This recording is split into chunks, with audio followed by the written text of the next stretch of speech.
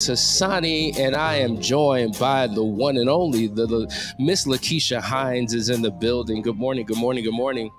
Good morning, Sir Pettiford. That's put some sir on my name. That's what I'm talking about. Good to have you here.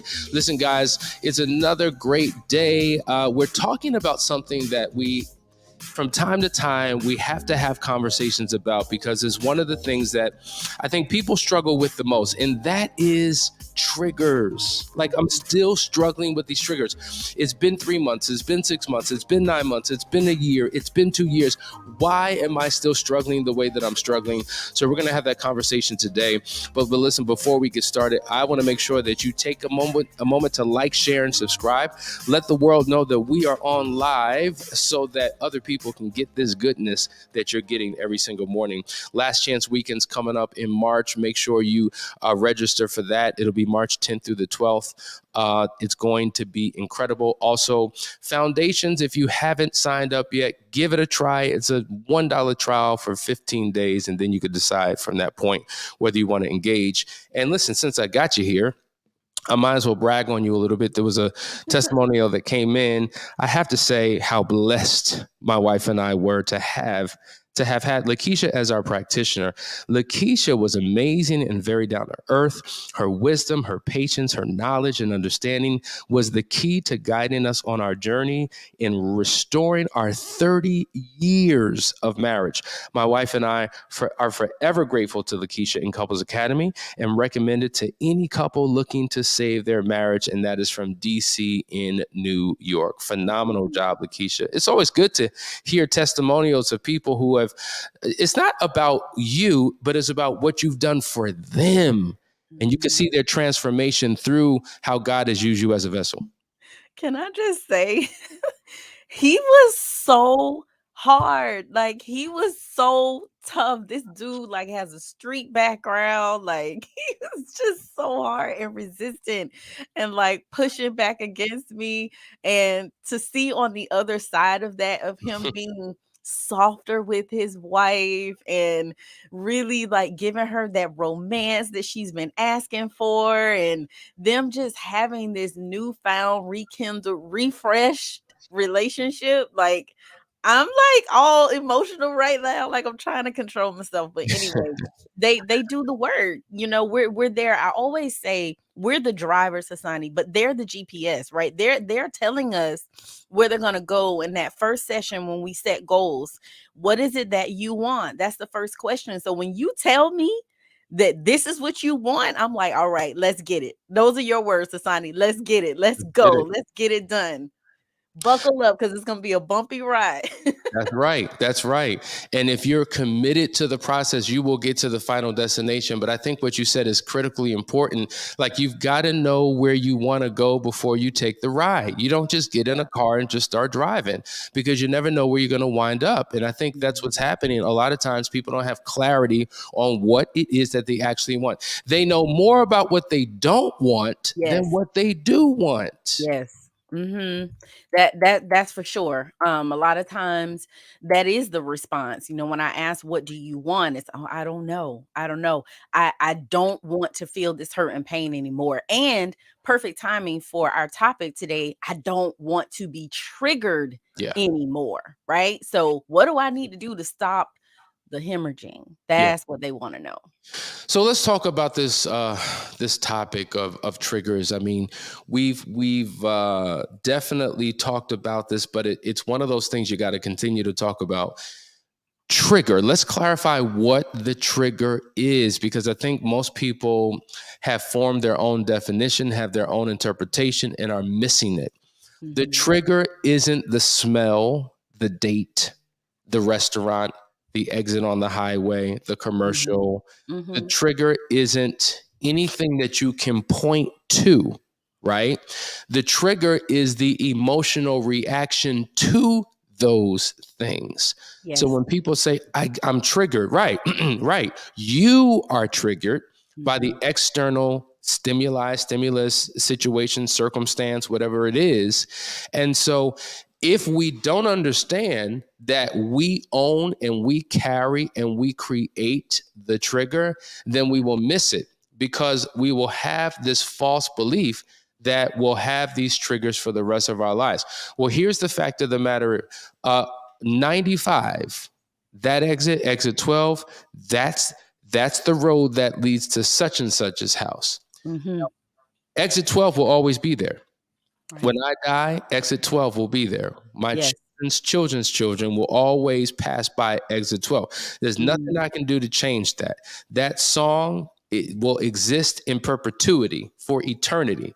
The song is not going anywhere. The color blue, the smell of none of that's going anywhere. So if the belief and the hope and the wish and the want is that these things go away, then we've missed it. What needs to happen is we need to begin to have a proper management of our thoughts and of our feelings or emotional reactions to these particular things, because what once triggered you, if you do the work, you'll get to the point where it no longer triggers you. Is that right, Lakeisha? That's absolutely right. And you know what it really truly is about too, Hassani? Everything that you said, but it's about taking back your power. Like many, many times, I think with the betrayed and even the betrayers, because they get triggered too, right? But I think it's they come off as if they have this feeling of powerlessness and that they have no ability to control exactly what you're saying, which are their thoughts and their emotions, and most importantly, their reactions. Because a lot of times we can't control like what pops into our mind. We can't control what our eyes see sometimes, right? And we can't always control, again, the emotional response that we have to that external stimuli. But what we absolutely 100% without a shadow of a doubt can control are our actions and how we respond. And when we're working with couples, when they're in that dark place, and you know what I'm talking about, when they're in that dark place, they say, I can't control it. There's nothing I can do. I'm so emotional. I'm so hurt. There's so much pain. I can't control it. Yes, you can. Oh, absolutely. Yes, Lakeisha, there was a couple years ago, I did a private marriage intensive with, and the husband had the wife had an affair, and she would frequent Bennigan's. I think that was the name of the restaurant, or Houlihan's or something like that. And, they come from a town where there's not a whole lot of restaurants, and that was their place of choice. And so the husband made an internal vow within himself that he would never set foot in that restaurant ever again.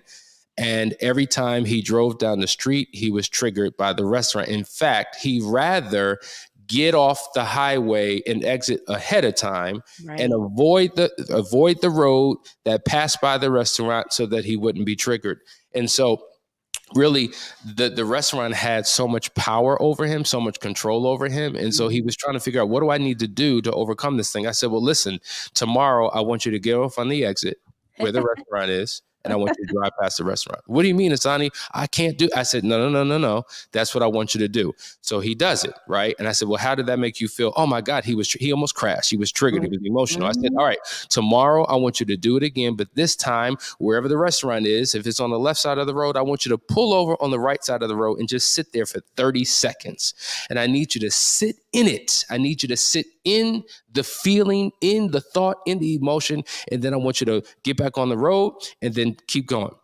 He did it. A couple days later, I said, listen, I want you to go back to that exit and drive down that road and now sit in the parking lot where the restaurant is. I want you to do this now, and I want you to do it for 5 minutes, and I want you to feel and experience what it is that you're dealing with. And so he did it. And then a week later, I said, now I want you to go to the restaurant. I don't want you to sit down, but I want you to walk in the restaurant and just go to the area where the maitre d' is, or where the host is, and just look around and just feel the experience. And he did it. And then the next time, I want you to go back with your wife, and I want you to sit down at a booth, and I want you to order water and bread. That's all I want you to do. You don't even have to eat a meal, but I want you in that place, in that space, because I want you to what I'm wanting you to do is you're reassociating a different memory and a different experience with the very thing that triggers you. And they did it. And then the next time, they ordered an appetizer, and then the next time they ordered a meal. And I said, look how far you've come.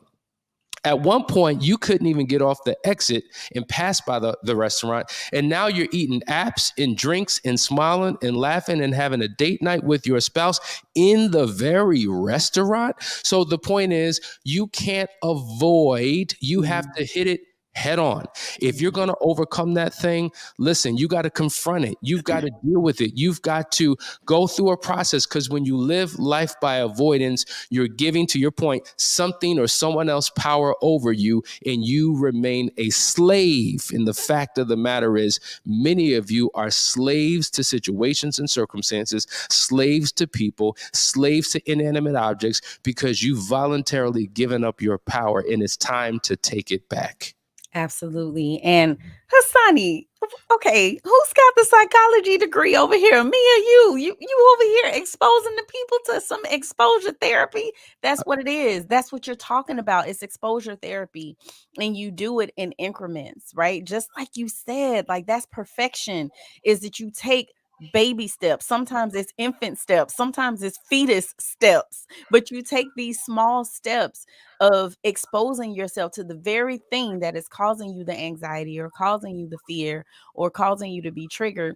And you just gradually over time reintroduce more things, because it is about taking back your power. Do you want to be in a position where the external environment controls and dictates your mood, controls how you're going to interact with your spouse, how your day is going to go? Like, you have the ability to control that.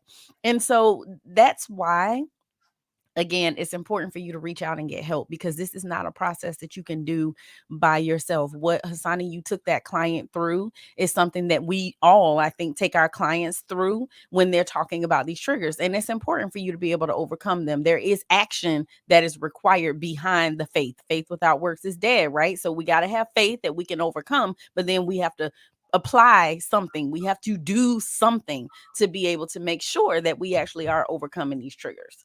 But the challenge is, I'm not ready for that work. I'm not ready to go there yet. I need more time. And so I get it, because it's uncomfortable. And this is why we say you got to get comfortable with being uncomfortable, Uncomfortable. because as long as you remain in your comfort zone, you're not growing, you're not stretching. And what you're doing is you're signing up for more of the same, more pain, more heartache, more triggers, more trust issues. And so really the power is in your hands. And truth be told, let's just have a real conversation.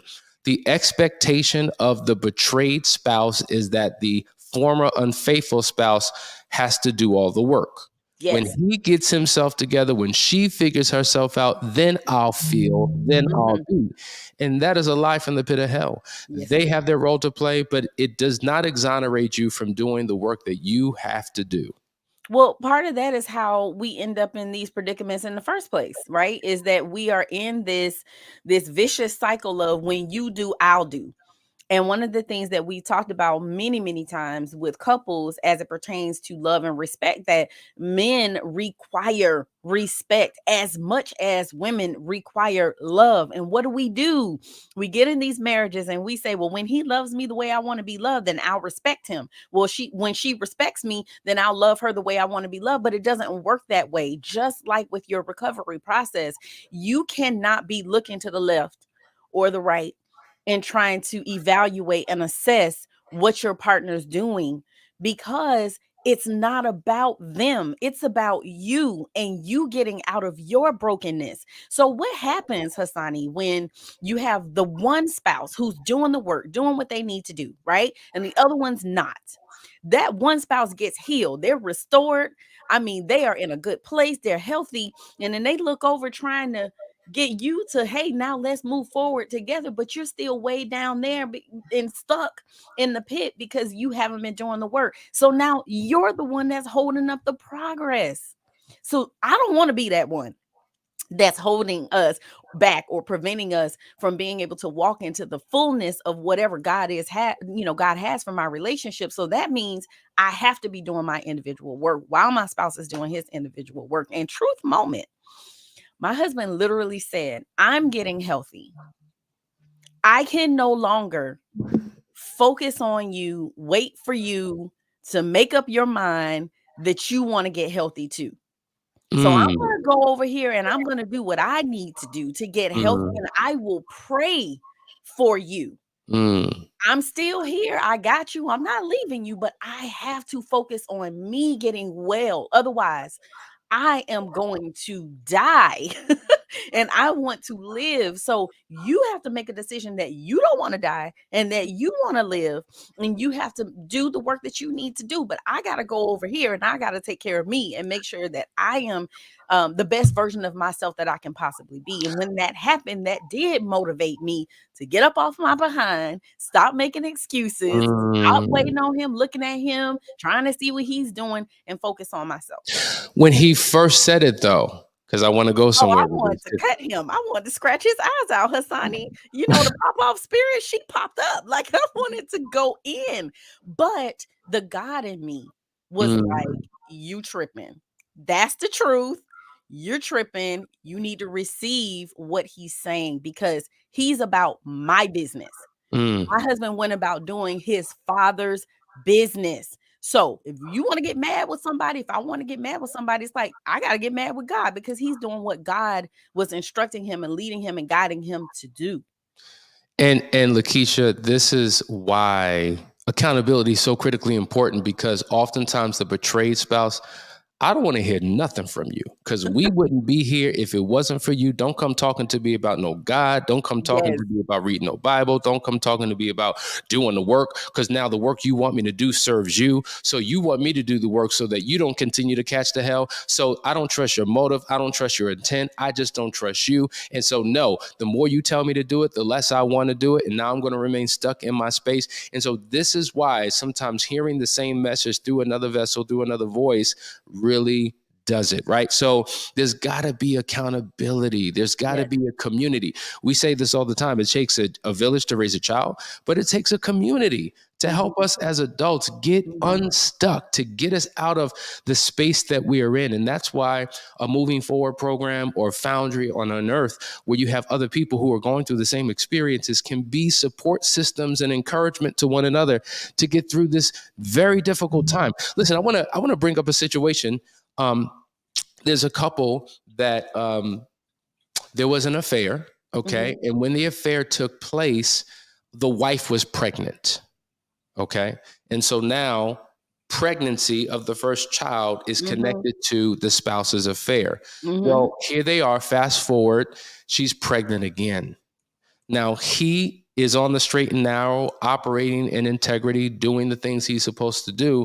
But now she's triggered and she's associating this new pregnancy with Yes. his former betrayal. That's now the trigger. What Mm. advice would you have for them? Because they're watching right now. Oh, okay. Well, hello, people who are watching. I will say that you cannot allow your past to enter into your present, which ultimately will change the trajectory of your future. You're Mm, allowing your past issues, mistakes, trials, tribulations, whatever, to come in and infect something that should be a blessing and beautiful. And gosh, what a wonderful do over you get to have with a new baby, a new pregnancy, a new relationship, husband showing up, doing what he's supposed to do. Give that man space and opportunity to be able to love on you and support you in the way that you desired before. So this can totally turn into some self-sabotage, sis, if you don't allow yourself to receive the benefits that it sounds like your husband wants you to have. It's a mm, do-over. And again, it goes back to control, right? What are we trying to control? And you said something so beautiful, Hassani, before you brought up this scenario, is that many, many times I think what we do is, as the betrayed spouse wants to try to control. The betrayed spouse wants to try to inflict as much pain as humanly possible. They want to make you feel what they felt. That will never happen. That will never happen. And you don't have enough power and authority and expertise and opportunity to be able to inflict the level of shame, hurt, guilt, remorse, pain, whatever that the Lord can. We have got to get out of God's way. and allow him to deal with our spouses and work on ourselves, you are ruining your opportunity to enjoy your pregnancy, which this may be the last one. And do you want this to be now the memory that you have of your second time around being pregnant? You get to control that. You said something I want to go back to. Okay, I want to freeze frame what you said. You said, sis, this is a do-over. Now, I want to put that in context. When we talk about perception and unpacking what perception is, if you change the way you look at something, the thing you look at changes. Yes. Right? Yes. So currently right now, you're looking at this pregnancy and associating it with your partner's former behavior, which is keeping you trapped in toxic emotions. But when you change the way you look at something, this is not more of the same. This is a do-over, right?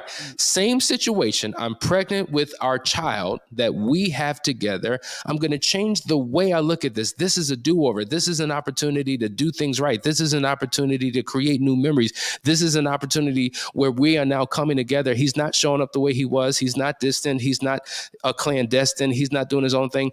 When you change the way you look at something, the thing you look at changes. And embracing this concept, maybe that's the statement that you need to say in your head again and again and again. Whenever doubt creeps in, whenever insecurity creeps in, this is a do-over and we're doing it right this time. Like just that alone, I don't know, it just naturally came out of your mouth, Lakeisha, but that's exactly what this is.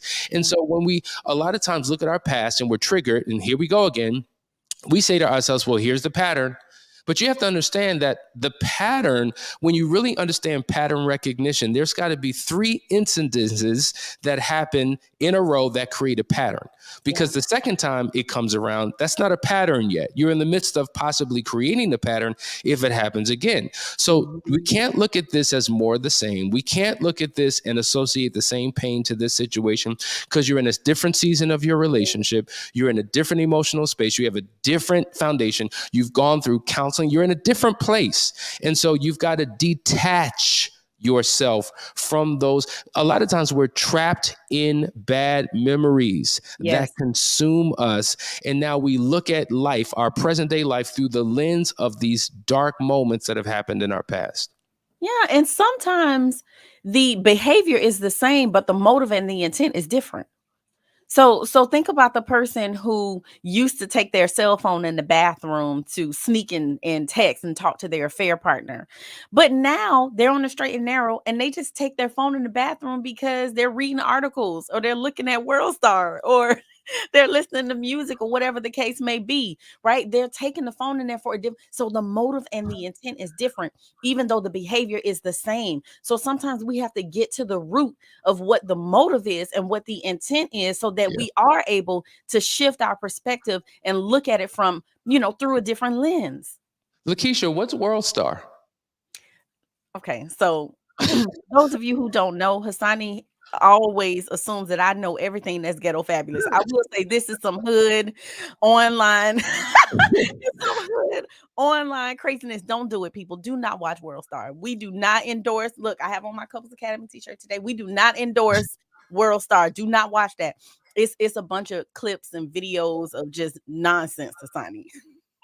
Listen, I want to go to Jewel. Jewel says, Lakeisha really helped me overcome my triggers by redirecting my thoughts and staying positive, and not to look back on the past. And once again, another accolade for Lakeisha for what she's doing in the lives of individuals and couples. But it's true, like literally, you can break free from your past. There's something called a thought pattern. We just talked about patterns, right? Where you keep thinking the same thing again and again and again. And those thoughts that you think continually become cemented in your psyche, and they form these deeply embedded beliefs that govern how you see the world, that govern how you show up. And a lot of times these beliefs don't serve you. And you've got to give yourself permission to unearth.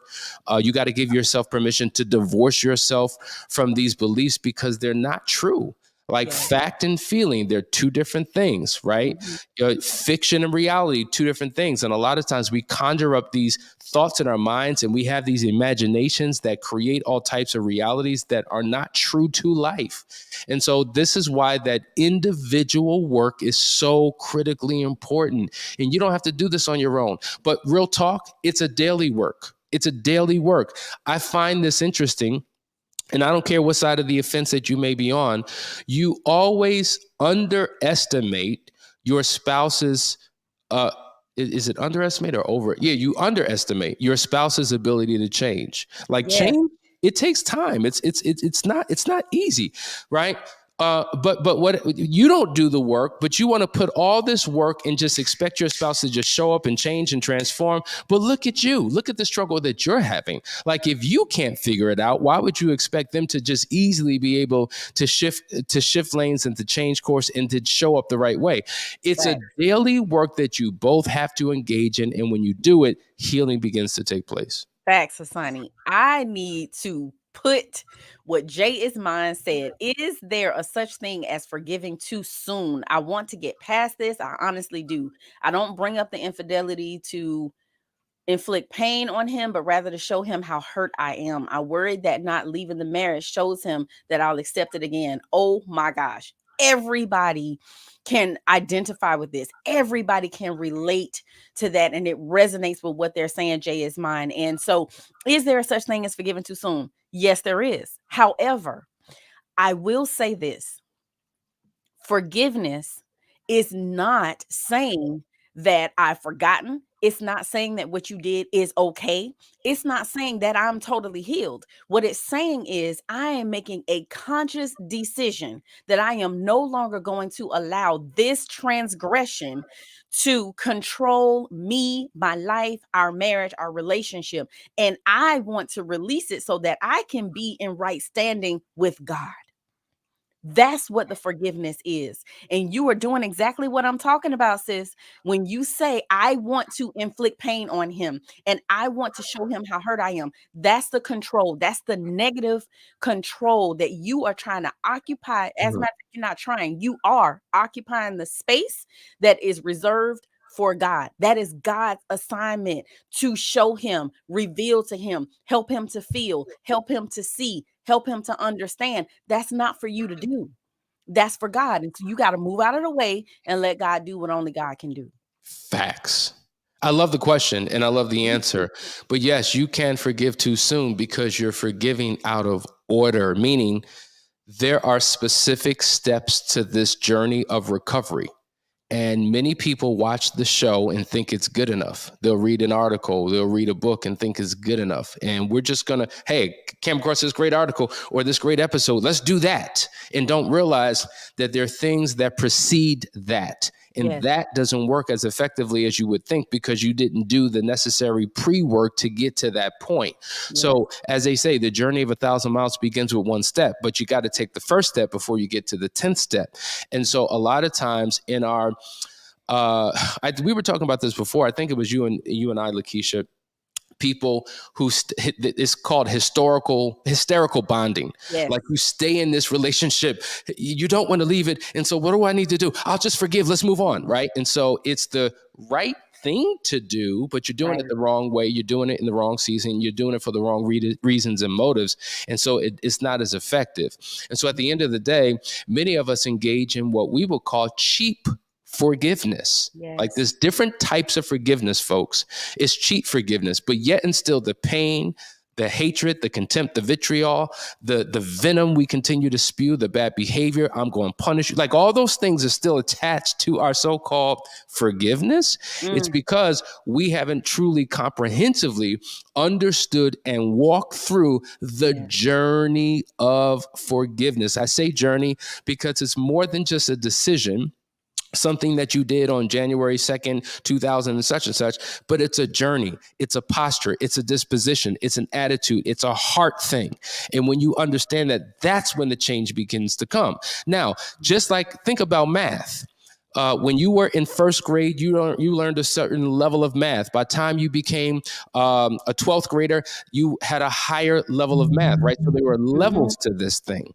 Likewise, when it comes to forgiveness and many other things, there are levels to this thing.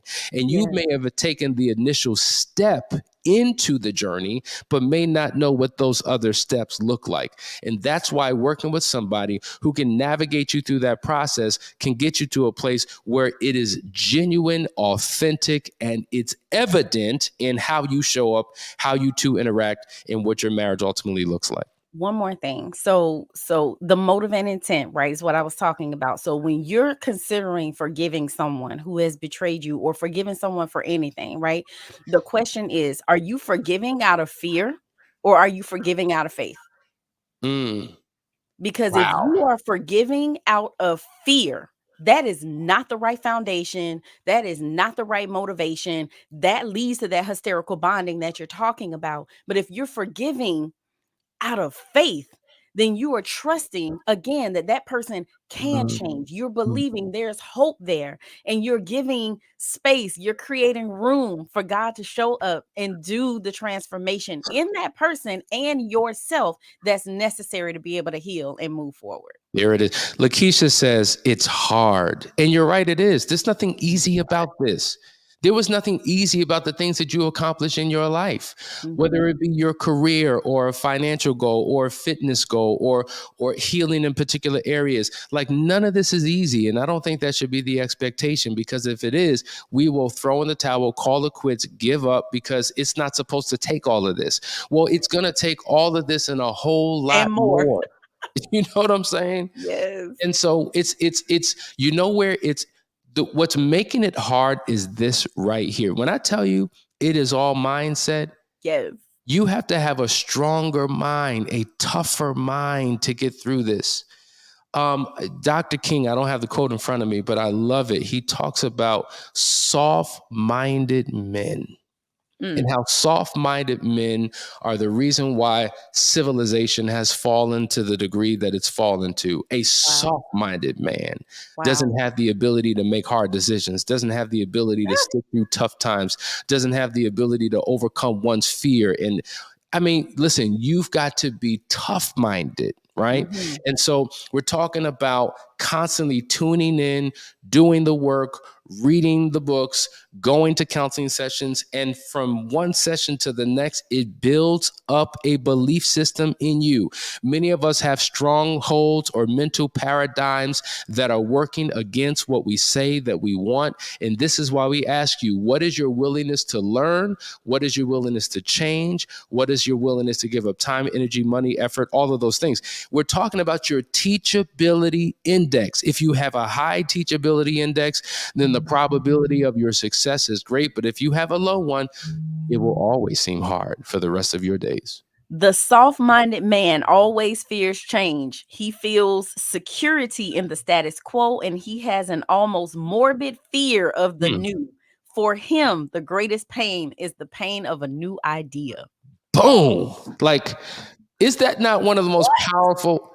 The pain of a new idea. Come on. And so all we're doing is dropping on you new ideas that work, Yes. but you've If got to you be able to want embrace it. something you never had, you gotta be willing to do something you've never done, and that's it. Facts, facts. I want to go here really quick. Man, the questions are coming in. Shelby just did a last chance weekend. Good to see you, Shelby. I meant to ask while I was there, what if the in-laws are the trigger, but we don't want to push them away because of the kids? That's a very good question. So you can be triggered by people. This is what I would say. I don't know all the details or all the inner workings of what that relationship looks like. But I say this all the time. In-laws can never do what you do not allow them to do. You know, Mhm. a lot of times in-laws have power over a marriage because that couple isn't aligned. I say this all the time. There's vertical relationships up and down. The vertical relationship up are the parents or the in-laws and the impact they have on the marriage. The vertical relationship down are the children and the impact that the children have to divide and get in between the parents. But none of it will work if you two are in alignment. So before you can go to the parents and before you can go to the children, you two have to have a conversation and figure out what works for you as a couple. This is why the Bible says a man should leave his father and mother, cleave unto his wife, and the two shall become one. So are you one in mindset? Are you one when it comes to unity? Are you one when it comes to how you're going to function and operate as a couple? If you are truly one, then no man, even the word says this, can tear us under. So in-laws become outlaws oftentimes, but we allow that to happen. And so they don't any longer have to be the trigger if you two are on one accord. So that's step one. That's what I would encourage you to do.